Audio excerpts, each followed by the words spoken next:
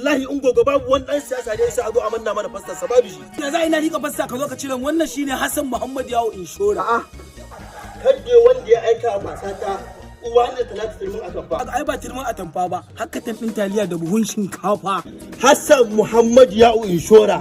Yes. To in Allah ya yarda mata na hudu duka gida su zaba. Kin tuni da kai mun wannan bayanin. Da na dauki hanya ai. Ni ma ba ni wannan abun. Mun samu karuwa. Idan ba ta zabe bai na ba ta zanka ce ta tafi gidansu. Na talatu uwar gida. Na Laribi biyu, na Balaraba uku, Alƙur'an ba zan bawa Hassana. Wallahi sai ka bani. Ba da mun jibin. Ai sai Hassan Muhammad Yawo Inshora Na kowa da kowa. Zayin ka ɗora ɗan ba kan waka ta tsaron ƙasata. Domin komai ya taɓarɓare ba mai yin kishi ƙasata. In nisan jifa ashe ƙasa zai